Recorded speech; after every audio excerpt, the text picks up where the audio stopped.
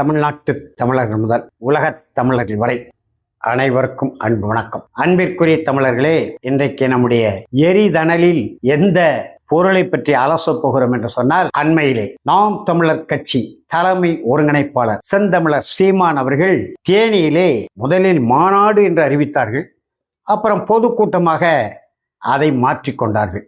என்ன தலைப்பு என்று சொன்னால், தேவேந்திரகுல வேளாளர்கள் பட்டியலிருந்து விடுதலை கோருகிறோம். இவ்வளவு நாள் தம்பி செந்தமிழர் சீமான் எங்கே போனார் என்று தெரியவில்லை. இது நீண்ட நெடுங்காலமாக இருக்கக்கூடிய ஒரு கோரிக்கை. பலமுறை நானே மாநில ஒருங்கிணைப்பாளராக உங்களோடு அருகில் இருந்தபோது பேசியிருக்கிறோம். இந்த கோரிக்கைக்கு வலிமை சேர்க்க வேண்டும். எப்பொழுது ஒரு 6 ஆண்டுகளுக்கு முன்பே இதை பற்றி தெளிவாக இன்னும் சொல்ல வேண்டுமென்றால் 2016ஆம் ஆண்டு சட்டப்பேரவை தேர்தலுக்கு பிறகு இதை பற்றி வலியுறுத்தினோம். தம்பி, இந்த கோரிக்கைக்கு நாம் ஆதரவாக நிலைப்பாடு எடுக்க வேண்டும், மாநாடு போட வேண்டும் என்று சொல்லலாம். ஒரு கட்சி, அதிலேயும் தமிழ் தேசியத்தை முன்னிறுத்தக்கூடிய கட்சி, எந்த சாதிக்காகவும் மாநாடு போடக்கூடாது. ஆனால் எந்த குடியை சார்ந்தவர்கள் நலன் சார்ந்த கோரிக்கைகளை முன்வைத்து அரசாங்கத்தை எதிர்த்து அரசாங்கத்தை வலியுறுத்தி போராடி கொண்டிருக்கிறார்களோ அந்த கோரிக்கைகளின் பால் கட்சியினுடைய செயற்குழு பொதுக்குழுவிலே ஆதரித்து தீர்மானம் நிறைவேற்றலாம், கருத்துக்களை பரப்பலாம். ஆனால் சாதியின் அடிப்படையிலே மாநாட்டை போடுவது ஏற்புடையதல்ல. இது கூட தெரியல செந்தமிழர் சீமானுக்கு. ஆகையினாலே தான் நான் நம்முடைய பேரீக பெருந்தமிழர் இமானுவேல் சேகரனுடைய 100ஆண்டு விழாவை நாம் எடுப்போம், வேறு பெயரிலே எடுப்போம், வேறு இயக்கத்தின் சார்பிலே நானே கூட முன்னெடுக்கிறேன், தம்பி நீங்கள் வந்து சிறப்புரை ஆற்றுங்கள் என்று சொன்னபோது மறுத்து விட்டீர்கள், வரவே இல்லை.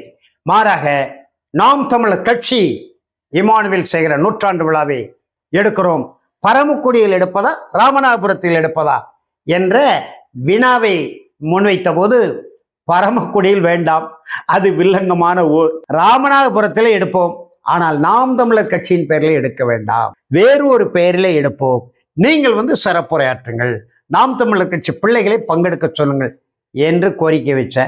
எடுக்கல. மாறாக இதே தேனியில போய் மோகே தேவருடைய 100ஆண்டு விழாவை எடுக்கிறேன். ஏன் எடுக்கணும்? மோகே தேவருக்கும் தமிழ் தேசியத்திற்கு என்ன தொடர்பு? தமிழராக அவர் பிறந்தார். ஆனால் அவர் அரசியல் முழுக்க முழுக்க முக்குளத்தோர் சாதியின் அடிப்படையிலே, மறவர்குடியின் அடிப்படையில் நகன்றதே தவிர தமிழ் மொழிக்காகவோ இனத்திற்காகவோ நிலத்திற்காகவோ நாடாளுமன்றத்தில் குரல் கொடுத்தார். எல்லா நாடாளுமன்ற உறுப்பினர் இராச்செலியன் கூட கொடுத்திருக்கிறார். நாஞ்சில் மனோகரன் கூட தமிழ்நாட்டு உரிமைக்காக குரல் கொடுத்திருக்கிறார். இப்படி எத்தனையோ, அதே போல சொல்லின் சுவலர் சம்பத்து குரல் கொடுத்திருக்கிறார் தமிழ் உரிமைக்காக. இப்படி எத்தனையோ நாடாளுமன்ற உறுப்பினராக இருக்கக்கூடியவர்கள் நாடாளுமன்றத்தில் மக்களவையிலே உறுப்பினராக இங்கிருந்து தேர்வாகி போகக்கூடியவர்கள் குரல் கொடுத்திருக்கிறார். அதே போலதான் கட்சித்தேவுக்கு குரல் கொடுத்திருப்பார் மோகே தேவர். மாறாக தமிழ் மொழி, தமிழ் இனம், தமிழ் நிலம், தமிழ் ஈழம் எதுவுமே தெரியாது. ஆனால் அவருக்கு 100ஆண்டு விழா எடுக்கிறீர்கள். இதே தேனி மாவட்டத்தை சேர்ந்த தம்பி நம்முடைய ஆர்கே நகர் இடைத்தேர்தலே அரும்பாடுபட்ட இளங்கோ மல்லர் திடீர் விபத்திலே இறந்து போயிட்டார். நீங்க தான் சொன்னீங்க, இளங்கோ மல்லர் வீட்டுக்கு சென்று ஆறுதல் சொல்லிவிட்டு வாங்கன்னா நம்முடைய நாம் தமிழர் கட்சியின் சார்பிலே நேரம் வரும்போது நானே போகிறேன் என்று. இன்றைய வரைக்கும் போனீங்களா தம்பி? தேனி மாவட்டத்தில் இளங்கோ மல்லர் வீட்டுக்கு போனீங்களா? துக்கத்தை கேட்டீங்களா? இளங்கோ மல்லருக்கு ஒரு எளிய நிலையிலே நம்முடைய சென்னையிலே ஒரு நிகழ்ச்சி நம்முடைய தமிழ் தேசிய கூட்டமைப்பு சார்பிலே நம்முடைய கென்னடி தலைமையிலே கோயம்பேடு அவருடைய அலுவலகத்திலே வைத்து நடத்துகிறோம், நீங்கள் வாருங்கள் தம்பி என்றீர்கள். வருகிறேன்னா நீங்க நடத்துங்க. நீங்க வந்தீங்களா? கடைசி வரைக்கும் உங்களை எதிர்பார்த்து விட்டு நான் நம்முடைய கென்னடி ஆதித்தமிழர் விடுதலை இயக்க தலைவர் நம்முடைய அண்ணன் வினோத் போன்றவர்கள் எளிமையாக அந்த நிகழ்வை முடித்தோம். உங்களுக்கு வருவதற்கு மனம் இல்லை. எத்தனையோ தேவேந்திரகுல வேளாளர் சமுதாயத்தை சார்ந்த என்னை விடுங்க, நான் அந்த பட்டியலுக்குள்ளே வரமாட்டேன்.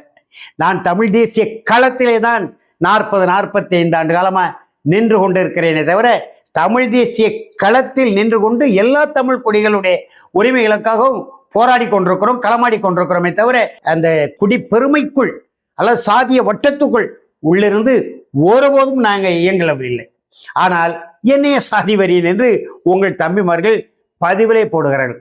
அப்படி எந்த கட்டத்திலும் நான் பிறந்த சாதிக்காக, நான் பிறந்த குடிக்காக நின்றதில்லை. தமிழ் தேசிய களத்தில் என்று அதனுடைய உரிமைகளுக்காக, எல்லா தமிழ் குடி உரிமைகளுக்காகவும் தான் போராடி கொண்டிருக்கிறோம். வன்னியகுல தமிழர்களுக்காக போராடி கொண்டிருக்கிறோம், மறவர்குல தமிழர்களுக்காக போராடி கொண்டிருக்கிறோம், எல்லா தமிழ் குடிகளுக்காகவும் நம்ம போராடி கொண்டிருக்கிறோம் தமிழ் தேசிய களத்தில் நின்று. ஆனால் நீங்கள் அப்படி இல்லையே. இப்பொழுது தேவேந்திரகுல வேளாளர் சமுதாயத்திற்கு மாநாடு, அப்புறம் பனையேரிகள் மாநாடு போட்டு ஆட்டம் பாட்டம் கொண்டாட்டம், பனையேறி அடையாளப்படுத்துகிறீர்கள். அப்புறம் மாடுகளை மலையில் ஏறுகிறது. சரி, மலையில் அது மலை என்றைக்கு வேண்டுமானாலும் நம்முடைய மாடுகளை ஏற்ற முடியும், மேய்க்க முடியும், மலையை நமதாக்க முடியும். ஆனால் மாஞ்சோலையில் 500 குடும்பங்கள் வாழ்வதற்கு வழியற்று இருக்கிறது. அந்த தடை அல்லவா நீங்கள் உடைத்து கொண்டு மாஞ்சோலைக்கு போயிருக்க வேண்டும். மாஞ்சோலையிலே மலையில் ஏறி மக்களை சந்திக்க முடியாது. நீங்கள் மாடுகளை பற்றி கொண்டு மலையில் ஏறுறீங்க. தடையை உடைத்து விட்டோம் என்று.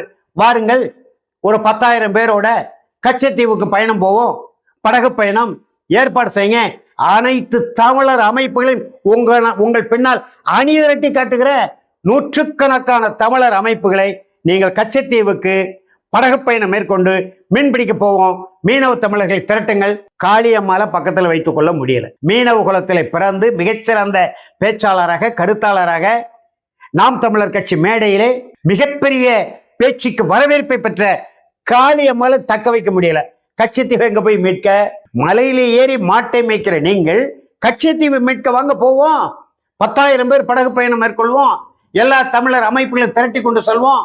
மாஞ்சோலையிலே அந்த மலையில ஏறி 500 குடும்பங்கள், ஆதி தமிழ் குடும்பங்கள், பச்சை தமிழர்கள் 100 ஆண்டு காலம் அந்த மலையை வெட்டி கொத்தி திருத்தி தேயிலை தோட்டங்களாக, குழம்பி தோட்டங்களாக மாற்றி செல்வ செழிப்போடு வளம் கொழிக்க வைத்த அந்த பாட்டாளி தமிழர்கள் வாழ்க்கை இழந்து நிற்கிறார்கள். பாகிஸ்தான் நிறுவனம், இந்தியாவுக்கும் பாகிஸ்தானுக்கும் கடும் போர் நிகழ்ந்து கொண்டிருக்கிறது. என்றைக்கு போர் வெடிக்கும் என்று சொல்ல முடியாத அளவுக்கு அரசியல் முட்டல் மோதல் இருந்து கொண்டிருக்கிறது. ஆனால் முகமது அலி ஜின்னா குடும்பத்துக்கு சொந்தமான தேயிலை தோட்டம் 5,000 கோடி தமிழ்நாட்டு அரசுக்கு வரி கொடுக்க வேண்டியது இருக்கு. அந்த வரியை ஏப்பமிட்டு விட்டு நம்முடைய மக்களை நட்டாற்றில் விட்டது போல விடுவதற்கு அங்கே முயற்சி நடந்து கொண்டிருக்கு.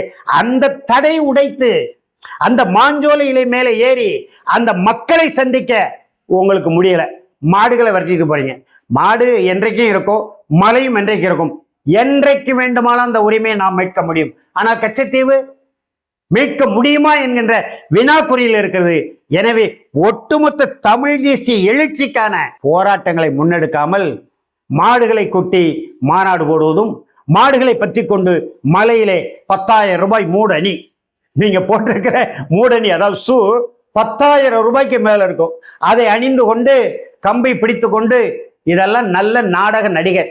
விஜய் தான் கூத்தாடி என்று பார்த்தால் செந்தமிழர் சீமானும் அந்த திரையுலகத்திலிருந்து வந்தது போல காட்சிகளை எடுக்கிறதுல அது நல்ல திறமையான இயக்குனர் என்பதனாலே திரைப்படங்களில் காட்சிகளை எடுப்பதை போல நீங்கள் அந்த மலை ஏறுவதும், மாடுகளை பற்றுவதும், தடைகளை தகர்ப்பதும், அந்த காட்சிகளை எடுத்துக்கொண்டு நடித்து கொண்டிருக்கக்கூடிய கூத்தாடியாக மாறிக்கொண்டிருக்கிறத தவிர வேற என்ன தெரியுது? ஒரே ஒரு போராட்டம் தான், மீனவ தமிழர்களுக்காக. கச்சத்தீவை மீட்போம். சட்டப்பேரவையில் 3 முறை தீர்மானம் போட்டாச்சு, நாடாளுமன்றத்தில் பேசியாச்சு. தமிழ்நாட்டில் உள்ள திராவிட மாடல் அரசு உட்பட எல்லா கட்சிகளும் உடன்பாடு. அத்தனை கட்சிகளை திரட்டுங்கள், கச்சத்தீவை மீட்க படகு பயணம் போவோம். முடியுமா தம்பி? போக முடியாது. உங்களுடைய போராட்டங்கள் எல்லாம் தமிழ்நாட்டினுடைய உரிமைகளை ஒன்று ஒன்றாக தட்டி பறிக்கிற பாசிச பாரதிய ஜனதா கட்சி அரசுக்கு எதிராக சுண்டு விரலை கூட நீட்டல. கல்வி உரிமை தொகை தரல, 100 நாள் வேலை வாய்ப்புக்கான அந்த தொகையை தரவில்லை. அதே போல நாடெங்கிலும் சுங்கச்சாவடி, சுரண்டல் சாவடி. பரந்தூர் வானூர்தி நிலையத்துல 30 லட்சத்திலிருந்து 3 கோடி வரை இன்றைக்கு விலை நிர்ணயம் செய்து விட்டார்கள் 1 ஏக்கர் நிலத்திற்கு. அங்க வரிசையாக நிலத்தை கொடுப்பதற்கு கோடி என்ற உடனே போராட்ட களத்தில் நின்ற பல பேர் இன்றைய நிலத்தை கொடுப்பதற்கு வரிசையாக விண்ணப்பம் போட்டுக் கொண்டிருக்கக்கூடிய நிலை. எத்தனையோ இடங்களிலே விலை நிலங்களை தொழிற்பேட்டையாக இந்த திராவிட மாடல் அரசு அதை மாற்றுகிறது. அப்படிப்பட்ட மக்கள் நலன் சார்ந்த வேளாண்மை வேளாண்மை வேளாண்மை விவசாய சின்னம் என்கிறீர்கள். அந்த விவசாயம் சார்ந்த அந்த உழவர்குடி சார்ந்த போராட்டங்களை எல்லாம் முன்னெடுக்காமல் குறிப்பாக பாசிச பாரதிய ஜனதா கட்சி அரசுக்கு எதிராக மக்களை சுரண்டி கொழுக்கக்கூடிய, மக்களுடைய உரிமைகளை, மாநில உரிமைகளை தட்டி பறிக்கக்கூடிய, தமிழ் தேசத்தின் தன்னுரிமை வினாக்குறியாக இருக்கக்கூடிய அந்த உன்னதமான இலக்கு ஒன்றுதான் இனத்தின் விடுதலை என்று முழங்குகிறீர்கள். அந்த முழக்கத்தின் அடிப்படையிலான எந்த சிக்கலையும் கையில் எடுக்காமல் மேலோட்டமாக திரைப்படம் காட்டுவதை போல நாடக நடிப்புகள் நடித்து அந்த மாநாடு, இந்த மாநாடு, வந்த மாநாடு, சென்ற மாநாடு, நொந்த மாநாடு என்று நடத்தி கொண்டிருக்கிறீர்களே தவிர, சீமானவர்களே, தமிழ் தேசியத்திற்கு உருப்படியான எந்த செயலையும் உங்கள் முன்னால் காண முடியல. காரணம், கூத்தாடி விஜய் அரசியலுக்கு வந்தாலும் வந்தார், உங்கள் பக்கம் வந்து நிற்பார் என்று எதிர்பார்த்தீர்கள். அவரிடத்திலே ஆதரவு கேட்டு காத்து கடந்தீர்கள். மாநாட்டுக்கு அழைப்பார் என்று காத்து கடந்தீர்கள். எதுவும் நடக்கவில்லை என்று உங்களுக்கு அச்சம் குடிகொண்டு விட்டது. ஆகையினாலே தமிழ் தேசிய அரசியலை மடைமாற்றிக் கொண்டிருக்கிறீர்கள். 2026 தேர்தல் வருகிறது, கனவு கண்டு கொண்டிருக்கிறீர்கள். ஆனால் இந்த திராவிட மாடல் அது அனைத்து இந்திய அண்ணா திராவிட முன்னேற்ற கழகமாகவும் இருக்கலாம், திராவிட முன்னேற்ற கழகமாகவும் இருக்கலாம். ஏறக்குறைய 70 ஆண்டுகள் பழமும் தின்று கொட்டையும் போட்டவர்கள் இன்றைக்கு வேட்பாளர்களை பொதுக்குழு கூட்டாமல், செயற்குழு கூட்டாமல், தலைமை நிர்வாகிகள் கூட்டம் இல்லாமல், ஒவ்வொரு தொகுதியிலிருந்து தம்பிமார்களை அல்லது தொண்டர்களை அழைத்து வேட்பாளர்களை தேர்வு செய்யாமல் முழுக்க முழுக்க சர்வாதிகார போக்கிலே, தன்னதிகார போக்கிலே வேட்பாளர்களை அறிவித்துக் கொண்டிருக்கிற உங்களுக்கு தெரியுமா? பாதி வேட்பாளர்கள் இப்பொழுதே விலை பேசப்பட்டு விட்டார்கள் என்று. அந்த செய்தியெல்லாம், அந்த எப்படி விலை பேசுவது, யாரை எப்படி விலைக்கு வாங்குவது கடந்த தேர்தலில் பார்த்தோம். 2019 தேர்தலில் தூத்துக்குடியில பார்த்தோம், திருநெல்வேலியில பார்த்தேன், தென்காசியில கூட பார்த்தேன். என்ன நடந்தது எல்லாவற்றையும் வெளிப்படையா பேசினா மானக்கேட்டில் போய் முடிஞ்சு விடும்.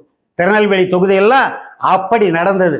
பணம் பணம் பணம், பணத்தை நோக்கி பயணத்தை தொடங்கியதாக நாம் தமிழர் கட்சிக்குள்ளே போய்கொண்டிருக்கு.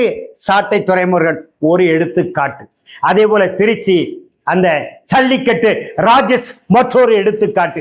இவரெல்லாம் எப்படி வேட்பாளராக வந்தார்? அதே போலதான் இன்றைக்கு இந்த வேட்பாளர்களை அறிவித்துக் கொண்டிருக்கிறீர்கள். திராவிட மாடல் என்ன செய்யும் என்பது உங்களுக்கு தெரியாது. தெரியாத புரியாத வகையிலே தமிழ் தேசியத்தை அருள் கூர்ந்து கொண்டு செல்லாதீர்கள். உண்மையும் நேர்மையும் வாய்மையும் ஒழுக்கமான ஒரு தமிழ் தேசிய அரசியலுக்கு தமிழர்களை அணியப்படுத்துங்கள் என்று வேண்டி விரும்பி கேட்டுக்கொண்டு நிறைவு செய்கிறேன். நன்றி, வணக்கம்.